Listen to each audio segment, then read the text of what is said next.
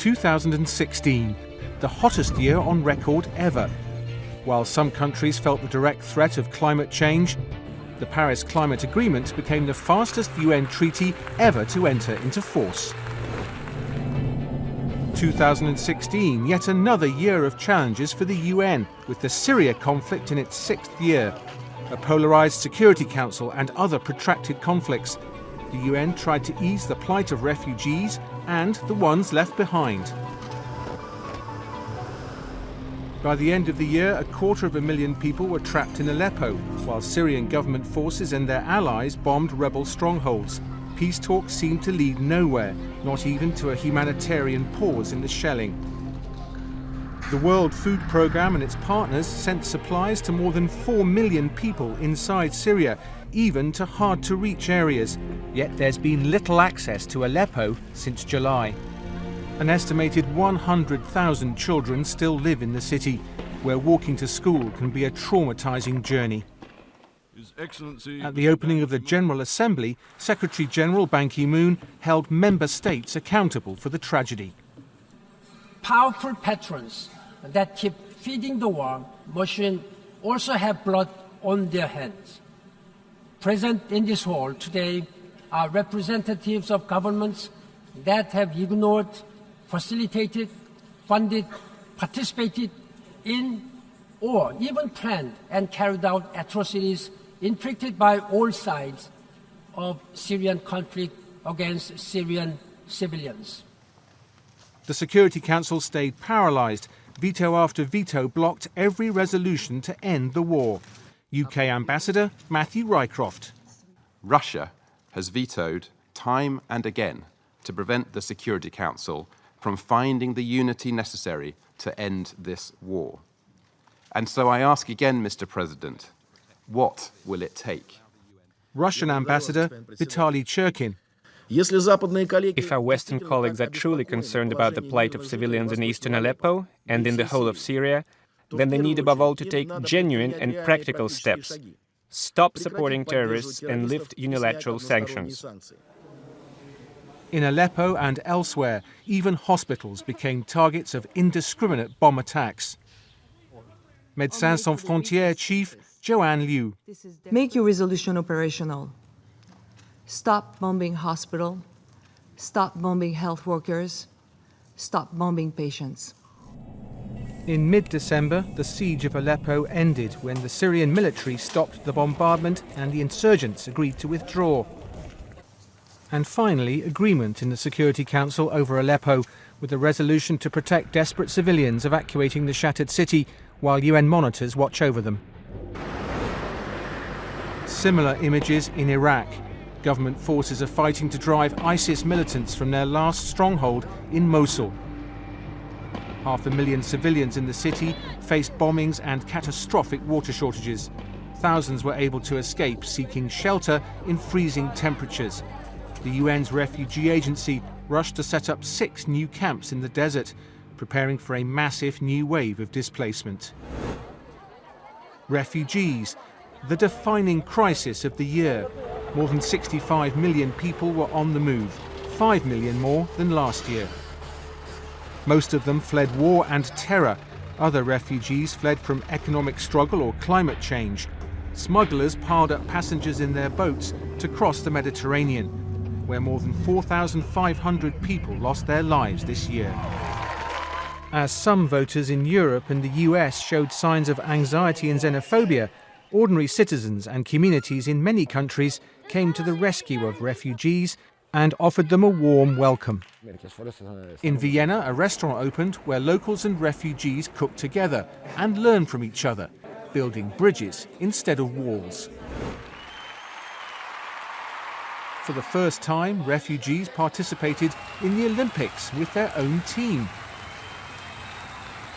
1 year ago, Yusra Mardini pulled a sinking boat to safety. Now she competed in freestyle swimming. In September, she addressed a refugee summit at the UN in New York. I want to help change people's perceptions of what a refugee is. For everyone to understand, it is not a choice to flee from your home. and that refugees are normal people who can achieve great things if given the opportunity. US President Barack Obama. This crisis is a test of our common humanity. Whether we give in to suspicion and fear and build walls, or whether we see ourselves in another. Globally, more than 128 million people are affected by conflict, displacement and natural disasters. The first ever humanitarian summit in Istanbul focused on chronic vulnerabilities, urging a shift from delivering aid to ending need. Looking ahead, the UN is appealing for a record amount of $22.2 billion for its humanitarian operations in 2017 to help 93 million people in 33 countries. UN Emergency Relief Coordinator Stephen O'Brien. More and more people are trapped in a cycle of vulnerability and need. Protracted conflicts last longer, sometimes decades, as political solutions are nowhere to be found. Largest African aid crisis in Nigeria. A combination of drought and Boko Haram terror attacks led to a severe food shortage, prompting the UN Humanitarian Agency to call for a $1 billion emergency appeal. More than 100,000 children are treated in UNICEF's therapeutic feeding programs. Baby Umara arrived with acute malnutrition. After 3 weeks of high-calorie peanut paste, he's laughing and playing again. War-torn Yemen is also running out of food. Millions of people are starving, especially in remote areas. The World Food Programme had to split rations to reach 6 million people every month, but resources are beginning to run out. Meanwhile, the UN envoy continues with his attempts at bringing the warring factions together. In South Sudan, ethnically motivated killings, hate speech and incitement of violence led to growing concern where the country was heading. Adama Dieng, the Secretary-General's Special Advisor on the Prevention of Genocide. Conversation with all actors have confirmed that what began as a political conflict has transformed into what could become an outright ethnic war. More than 1 million people have fled to neighbouring countries. Some 200,000 found shelter in UN peacekeeping bases. Women and children are bearing the brunt. Rape is often used as a weapon of war. Special Representative on Sexual Violence and Conflict, Zainab Bangura. Sexual violence is still the only crime that stigmatizes the victim rather than the perpetrator. As sexual exploitation also continued to plague the reputation of peacekeepers, progress has been made on key initiatives, like setting up court-martials in situ and a victims' assistance fund. Deadliest mission in Mali. In their struggle to ensure the safety of civilians and identify terrorist hideouts, more than 30 peacekeepers have been killed this year, more than in any other UN peacekeeping mission. Force Commander Major General Michael Lollesgaard. We're trying to grab the terrorists, we're trying to get to them before they're getting to us. And of course, by being more proactive, we're also taking more risk. The International Criminal Court, or ICC, has sentenced a former Malian fighter to 9 years in prison for destroying historic shrines in Timbuktu. For the first time, cultural destruction was considered a war crime. Meanwhile, support for the ICC started to crumble. Some member states decided to pull out, accusing the court of bias against Africa. Seismic proof for 2 more nuclear tests conducted by the Democratic People's Republic of Korea this year. In New York, the UN Security Council unanimously voted to impose tougher sanctions on North Korea. US Ambassador Samantha Power. The door remains open for the DPRK to choose a different path, to choose the path of negotiations toward complete, verifiable, and irreversible denuclearization. In Myanmar, the army has been accused of large-scale violence against members of the Muslim Rohingya minority. With a humanitarian crisis looming, 20,000 people fled to neighbouring Bangladesh. The UN Special Rapporteur on Human Rights in Myanmar, Yang Hee Lee. There are more than 1 million Rohingya Muslims in Myanmar, deprived of some of their most fundamental rights. This is 1 million too many. Chants for peace in Colombia. After 50 years of conflict, which left 200,000 people dead and 5 million displaced. Juan Manuel Santos Calderón, President of Colombia. The war in Colombia is over. Es la primera vez que se It's the first time that the victims have been placed at the center of the solution to the conflict. Their rights to truth, to justice, to reparation, and to non-repetition. A peace agreement between government and Revolutionary Armed Forces or FARC was handed over to the Security Council and signed amidst celebration and tears of joy in Cartagena. Viva la paz! Viva la Colombia! In a shocking development days later, Colombians rejected the peace deal in a referendum by the tiniest margin, sending all parties back to the drawing board. Finally, a new agreement was ratified and the hard work of implementation has begun. A UN mission is in place to verify the ceasefire and cessation of hostilities, and the laying down of arms, and the rebels can finally leave their hideouts and prepare for a life without guns. New devastation in Haiti. Hurricane Matthew killed 600 people and left parts of the country in ruins once again.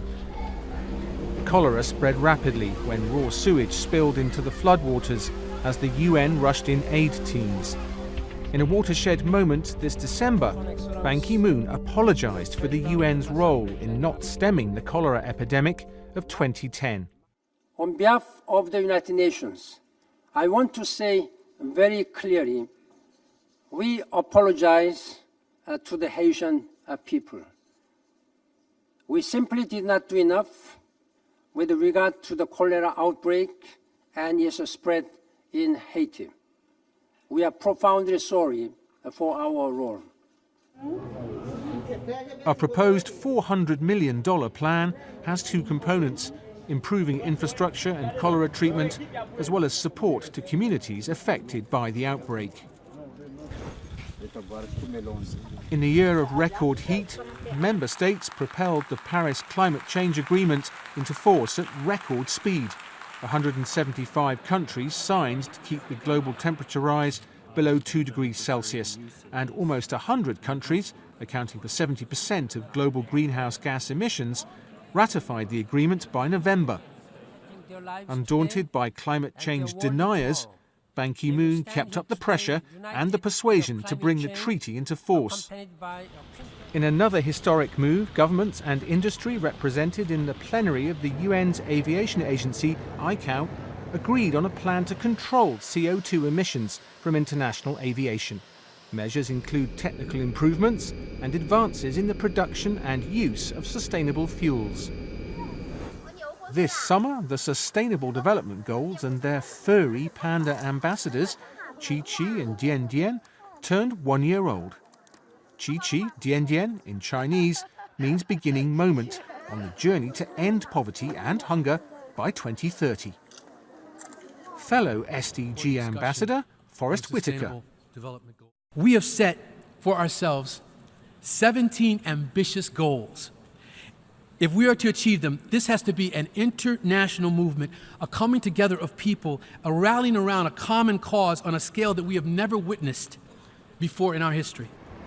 A World Bank study found that because of a combination of economic growth and good social policies, over 70 million people have been lifted out of poverty since 2000.